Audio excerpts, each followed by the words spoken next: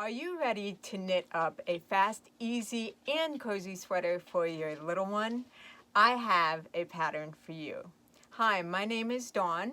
I'm the owner of LazyOSheepRanch.com, and this is your place for farming, yarn, and fun. If you are not familiar with me, I dye up uniquely colored yarns, and I also raise sheep for wool. In today's video, I will be going over the supplies and details that you need to get started, how to cast on a round, and also how to start knitting up the body. So this is the sweater that I knit for my son a week before Christmas. The pattern went up super fast. I got it done just in time for Christmas. As you can see, it has racing stripes. You don't need to do racing stripes. This pattern is basically a blank canvas that you can play with in doing texture, racing stripes, or even some fun color work. So the details that we have are the raglan sleeve, the knit and purl ribbing right here, and then just a plain stockinette stitch body. Also, under the arms, you will be seaming up only 5 stitches. So the stitches that you will be learning: knit and purl for the ribbing, knitting for the stockinette stitch, also knit 2 together, and slip, slip, knit 2 together. That's a bit of a mouthful. The needles that you will be using, because it's on a round, circular needles size 10 and 11.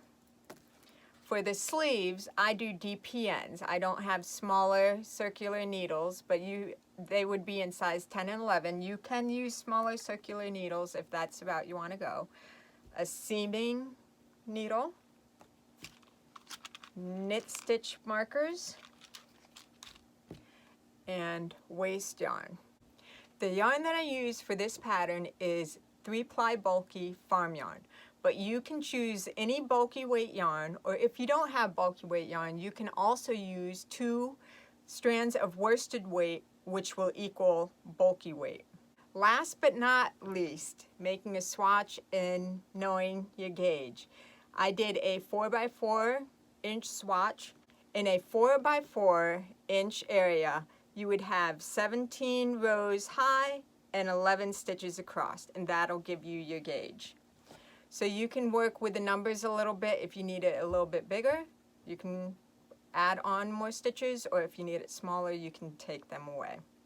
Are you ready to jump in? These next 2 videos get you knitting and on your way to making your sweater.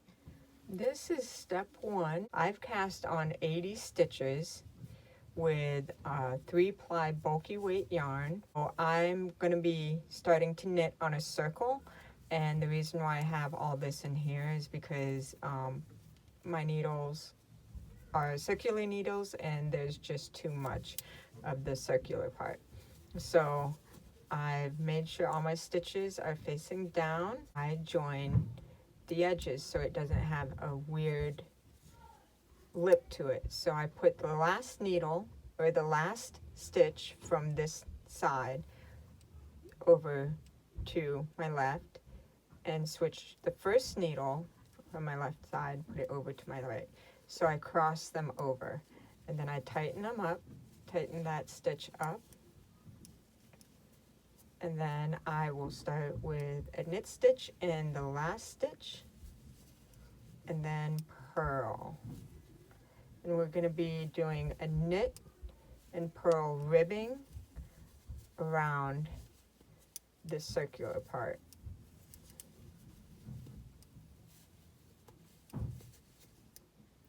6 rows of knit and purl ribbing.